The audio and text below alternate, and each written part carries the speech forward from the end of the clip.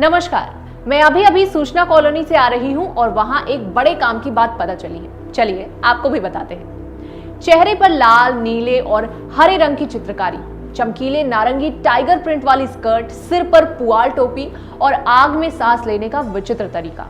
ये लोग हैं गुजरात के जूनागढ़ से लगभग 100 किलोमीटर की दूरी पर बसे गिर के जंगल से घिरे जंबूर गांव के। इस गांव की गलियों में लाल मिट्टी, फूस की छत वाले घर और कुछ छोटी स्थानीय दुकानें हैं। यहाँ की बुजुर्ग पीढ़ियों के मुताबिक उन्होंने गुजरात में 300 साल पूरे कर लिए हैं और ये जंबूर में उनकी चौथी पीढ़ी है। ये किसी नाटक या सर्कस की टोली नहीं है। ये लोग हैं भारत में बसे अफ्रीका के लोग जो भारत की विविधता में चार चांद लगा देते हैं। ये लोग हैं सिद्धी कम्युनिटी के, जिन्हें बरसों पहले गुलाम बनाकर यहाँ लाया गया था। भले ही ये देखने में अफ्रीकी लग रहे हों, लेकिन असल में ये अब भारतवासी हैं और हमारा जंबूर है भारत का मिनी अफ्रीका। इनके भारत आगमन के बारे में कई किस्से हैं। जैसे ऐसा माना जाता है कि वे पहली बार 7वीं शताब्दी में अरब के आक्रमण के समय भारत आए थे। इनमें से कुछ पेशे से नाविक तो कुछ व्यापारी थे। बचे लोगों को दास बनाकर भारत लाया गया था।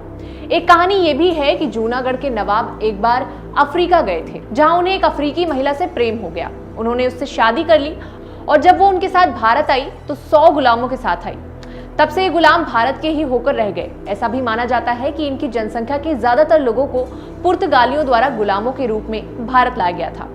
अब किसे और कैसे लाया गया, इसके बारे में भले ही कई किस्से हों, पर सच यही है कि ज्यादातर इनमें से दास की तरह ही भारत आए थे।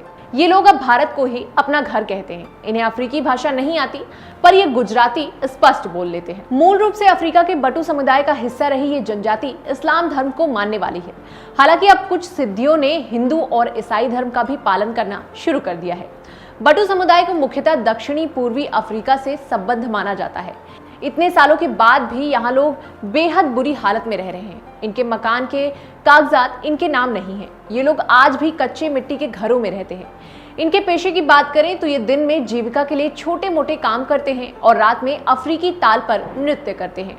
जब कई पर्यटक गिर आते हैं तो ये प्रदर्शन से उनका मनोरंजन करते हैं। इस क्षेत्र के रिजॉर्ट्स और होटलों से आने और अफ्रीकी नृत्य करने के लिए कई निमंत्रण मिलते हैं। ये खुशबू गुजरात की नामक गुजरात पर्यटन वीडियो का हिस्सा रहे हैं। इस जनजाति के युवाओं द्वारा किए जाने वाला पारंपरिक धमाल नृत्य पर्यटकों को खूब भाता है। नवीनतम जनगणना के मुताबिक इनकी जनसंख्या लगभग 0.25 मिलियन है, जो मुख्य रूप से 3 भारतीय राज्यों गुजरात, कर्नाटका और आंध्र प्रदेश में पाई जाती है।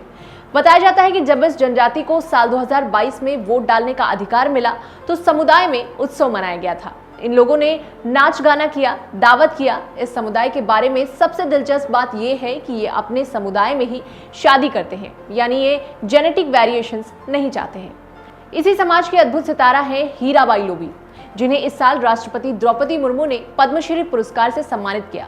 हीराबाई ने अपना पूरा जीवन सिद्धी समुदाय के उत्थान में लगा दिया। हीराबाई रेडियो पर आने वाले सरकारी योजनाओं, विकास कार्यक्रमों को सुना करती थी और दूसरों को भी उसके बारे में बताया करती थी। हीराबाई ने रेडियो से ही जैविक खाद बनाने के तरीके के बारे में सुना और इस दिशा में काम भी शुरू किया। हीराबाई ने 700 से अधिक महिलाओं और बच्चों के जीवन में बदलाव लाने का काम किया है। महिलाओं के बैंक अकाउंट खुलवाए और उन्हें रोजगार दिलाने की भी कोशिश की। साल 2004 में हीराबाई लोबी ने महिला विकास फाउंडेशन की स्थापना भी की। इनके अथक प्रयासों के लिए Reliance real award, Janaki Devi Prasad Bajaj award जैसे कई अन्य पुरस्कार से भी इन्हें सम्मानित किया जा चुका है। तो इस एपिसोड में इतना ही। सूचना कॉलोनी से मैं फिर कुछ ऐसी ही यूनिक जानकारी लेकर हाजिर होंगी। अभी के लिए हमें दीजिए इजाजत। नमस्कार।